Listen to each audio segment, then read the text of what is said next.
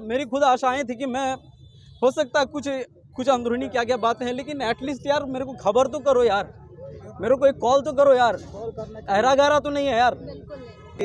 दोबारा उनका कॉल नहीं आया, सुबह आया था, सुबह आया यही कि मेरा प्रश्न यही है कि आपने फिर मुझे कॉल किया ही क्यों?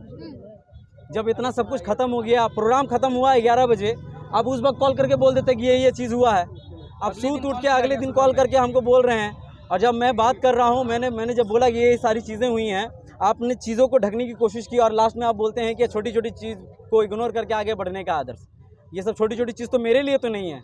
दूसरी बात ये कि उन्होंने बोला कि मुझे एक बार तो इवेंट ऑर्गेनाइजर से बात करने दो, वो बात कर ही रहे हैं। किसी गरिमा वाले के लिए छोटी चीज नहीं हो सकती, ठीक है, वो भी एक छोटा छोटा नाली दिखा के ऊपर उठे हैं। मुझे इनवाइट किया था एज अ चीफ गेस्ट कि तुम्हें सम्मानित करेंगे सोनू सूद सर।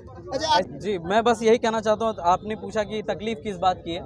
देखिए, ये जो प्रेस कॉन्फ्रेंस है, ये जो हो रहा है, मुझे तकलीफ किसी बात की नहीं हुई है। मुझे बस इतना हुआ है कि मैं जो यहाँ पे आया था, बिहार वासियों के लिए, बिहार के लोगों के लिए आया था, और बिहार का थोड़ा बहुत मान बढ़े, लोगों तक जो मेरा टैलेंट है मैं स्टेज पर उन सर के सामने में करूं। मैंने परफॉर्मेंस की तैयारी की थी बाकायदा, वो परफॉर्मेंस मुझे नहीं करने मतलब मिला। कोई सामने से जो रिस्पांस होता है वो मेरे को नहीं दिया गया।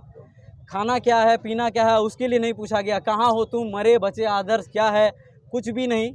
ना इवेंट ऑर्गेनाइजर की मैडम ने की, ना हमारे मनीष भैया ने किया।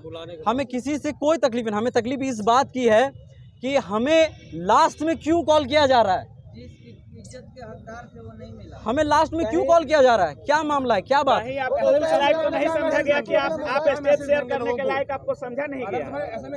मैंने वीडियो बनाया भाई, मैंने वीडियो बनाया था कि मैं आ रहा हूँ, मैं कितना खुश था, मैं वीडियो आ रहा हूँ। उनके लिए बस हम यही कहना चाहते हैं, ये जो प्रेस कॉन्फ्रेंस है ये उनके लिए ही था। ना जाने मेरे जैसे बाकी जितने भी लोग हैं, जितने भी कलाकार हैं, उनके साथ भी शायद ऐसा हुआ है, उनके साथ ऐसा ना हो, इसलिए मैं सामने आकर बढ़कर मैं ये बात को रखने की कोशिश कर रहा हूँ। कभी भी किसी को भी पल भर में, क्षणिक भर में भगवान ने मान लो भाई, चाहे वो कोई भी हो, लेकिन हाँ, सोनू सर ने काम किया है, उसका सैल्यूट है।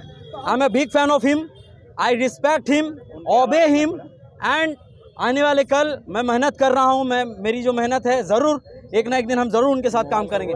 ये कोई इस चीज़ का कोई प्रमाण नहीं दे सकता कि आओ तुमको मिला देते हैं, ठीक है, आओ तुमको मिला देते हैं। हम सिर्फ इस प्रोग्राम में आए थे, आप लोग के लिए आए थे, बिहार के वासियों के लिए आए थे, और हम इज्जत करते थे भैया को, और उनके एक कॉल पे आए थे, और उसके बाद ना कॉल का रिप्लाई किया, ना मैसेज किया, लास्ट में सब कुछ खत्म होने के बाद। चलिए, बस यही है, हम यही कहना चाहते हैं। देखिए, माहौल थोड़ा गरम टाइप का हो गया है, और आंसुओं से बहा, इसके लिए हम बहुत क्षमा प्रार्थी हैं। कहना यही है कि नहीं, पहले सुन लीजिए, कुछ कह रहे हैं।